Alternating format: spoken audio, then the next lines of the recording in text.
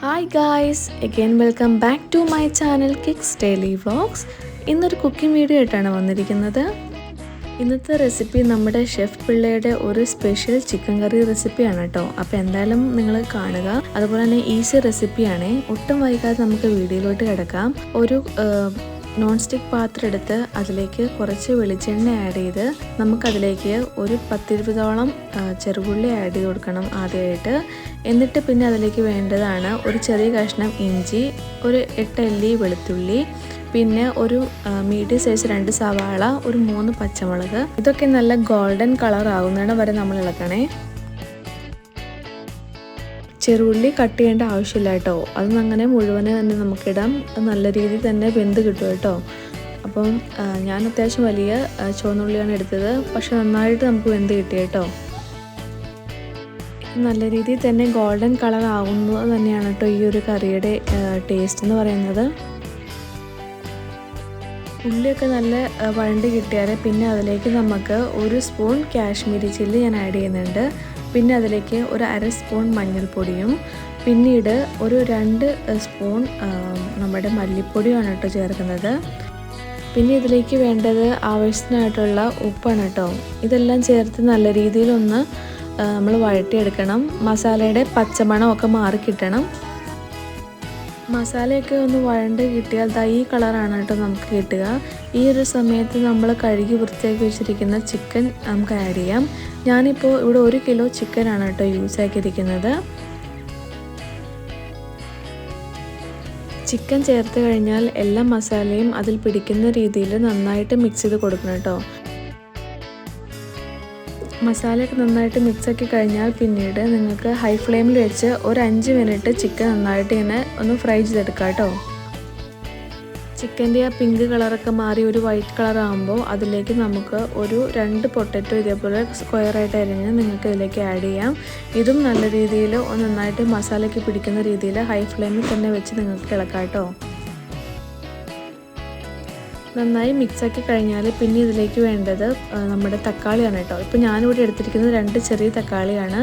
ഇത് ഇപ്പോൾ മിക്സ് ആക്കരുത്. നന്നായിട്ട് അടച്ച് വെച്ച് ഒരു 5 മിനിറ്റ് വേവിച്ച് എന്നിട്ട് വേണ്ടിട്ട് മിക്സ് ആക്കാൻ.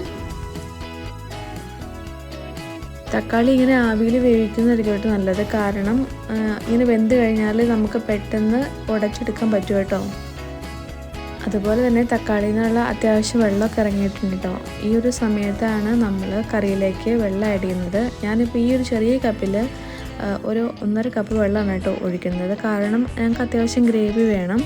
ഇപ്പോൾ നിങ്ങൾക്ക് കുറച്ച് തിക്നെസ്സോട് കൂടിയുള്ള കറി വേണ്ടതെങ്കിൽ നിങ്ങൾക്ക് വെള്ളത്തിൻ്റെ അളവ് കുറയ്ക്കാം കേട്ടോ.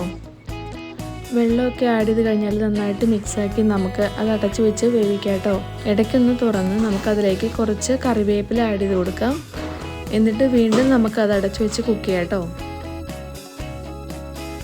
ഇടയ്ക്കൊക്കെ ഒന്ന് തുറന്ന് നമുക്ക് കറി ഇളക്കി കൊടുക്കാം കേട്ടോ. ഇനി നമുക്ക് കുറച്ച് നേരം ഇത് തുറന്ന് വെച്ച് വേവിക്കാം കേട്ടോ. കാരണം ഇതിൽ കുറച്ച് വെള്ളം നമുക്കൊന്ന് പറ്റിച്ചെടുക്കാം. എന്നാലാണ് കറിക്ക് കുറച്ച് തിക്നെസ് കിട്ടുള്ളൂ. പിന്നെ ഉരുളക്കിഴങ്ങ് ആഡ് ചെയ്തുകൊണ്ട് കറിക്ക് അത്യാവശ്യം തിക്നെസ് ഉണ്ടാകും. വെള്ളമൊക്കെ പറ്റി കഴിഞ്ഞാൽ നമുക്ക് ഒരു 1/4 കപ്പ് നമ്മുടെ തേങ്ങാപ്പാൽ നമുക്ക് ആഡ് ചെയ്ത് കൊടുക്കാം കേട്ടോ. ഇത് 1-ാം പാലാണ് ഞാൻ എടുത്തിരിക്കുന്നത്. നമ്മുടെ തേങ്ങാപ്പാൽ ആഡ് ചെയ്ത് കഴിഞ്ഞാൽ നമ്മൾ തിളയ്ക്കാനുള്ള സമയം കൊടുക്കരുത്. ജസ്റ്റ് ചൂടായാൽ മതി, അല്ലെങ്കിൽ പിരിഞ്ഞു പോകാനുള്ള ചാൻസ് ഉണ്ട്.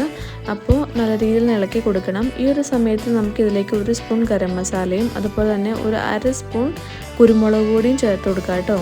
ഇതൊക്കെ ഒന്ന് നന്നായിട്ട് മിക്സാക്കി കൊടുക്കണം. കറി അത്യാവശ്യം ഒന്ന് ചൂടായാൽ മതി കേട്ടോ. ഇപ്പോൾ കറിക്ക് അത്യാവശ്യം നല്ല തിക്നെസ്സൊക്കെ ആയിട്ടുണ്ട്. ഇത്രയൊക്കെ ആയാൽ മതി കേട്ടോ നമ്മുടെ കറി. ഇനി ഫ്ലെയിം ഓഫ് ചെയ്ത് നമ്മൾ കറി ഒരു സൈഡിലേക്ക് മാറ്റി വയ്ക്കാം കേട്ടോ. ഇനി ഇതിലേക്ക് നമുക്ക് താളിപ്പ് ആഡ് ചെയ്യണം. അതിനുവേണ്ടി ഒരു ഫ്രൈ പാൻ അടുപ്പത്ത് വെച്ച് അതിലേക്ക് കുറച്ച് വെളിച്ചെണ്ണ ആഡ് ചെയ്ത് വെളിച്ചെണ്ണ ചൂടാകുമ്പോൾ 1 സ്പൂൺ കടുക് നമുക്ക് ഇട്ട് കൊടുക്കാം കേട്ടോ. എന്നിട്ട് കടുകൊക്കെ നന്നായിട്ട് പൊട്ടിക്കഴിഞ്ഞാൽ പിന്നെ ഇതിലേക്ക് വേണ്ടതാണ് കുറച്ചധികം ചെറുപുള്ളി, പിന്നെ കുറച്ച് കറിവേപ്പിലയും കൂടി ചേർത്ത് നന്നായിട്ട് വഴറ്റണം കേട്ടോ. ഇതൊക്കെ ഒന്ന് നന്നായി ഗോൾഡൻ കളർ ആയി കഴിഞ്ഞാൽ പിന്നെ ഇതിലേക്ക് കുറച്ച് വറ്റൽമുളക് നമുക്ക് ആഡ് ചെയ്യാം കേട്ടോ. ഇതും കൂടി ഒന്ന് നന്നായിട്ട് നമ്മളൊന്ന് റോസ്റ്റ് ചെയ്തെടുക്കണം. ഇനി നമ്മൾ താളിപ്പ് കറിയിലേക്ക് ആഡ് ചെയ്യാം കേട്ടോ. അങ്ങനെ നമ്മുടെ ഷെഫ് പിള്ളയുടെ നല്ല സ്വാദിഷ്ടമായിട്ടുള്ള ചിക്കൻ കറി ഇവിടെ റെഡി ആയിട്ടിരിക്കുകയാണ്. അപ്പോൾ എല്ലാവരും മസ്റ്റായിട്ടും ട്രൈ ചെയ്യണേ. ഇതൊരു ഈസി റെസിപ്പി തന്നെയാണ്. ചോറിൻ്റെ കൂടെയും ചപ്പാത്തിയുടെ കൂടെയൊക്കെ നല്ല കോമ്പിനേഷനാണ് കേട്ടോ ഈ ഒരു കറി. അപ്പോൾ എല്ലാവരും ഒരു പ്രാവശ്യമെങ്കിലും ഇങ്ങനെ ഒന്ന് ചിക്കൻ കറി ഉണ്ടാക്കി നോക്കണേ. അതുപോലെ തന്നെ അധികം മസാലകളൊന്നും ചേർക്കാത്ത ഒരു കിടിലൻ കറി തന്നെയാണിത്. അതുപോലെ തന്നെ നിങ്ങൾ എൻ്റെ ചാനൽ ആദ്യമായിട്ടാണ് കാണുന്നതെങ്കിൽ നിങ്ങൾ സബ്സ്ക്രൈബ് ചെയ്യാനും ലൈക്ക് ചെയ്യാനും ഷെയർ ചെയ്യാനും മറക്കരുത്.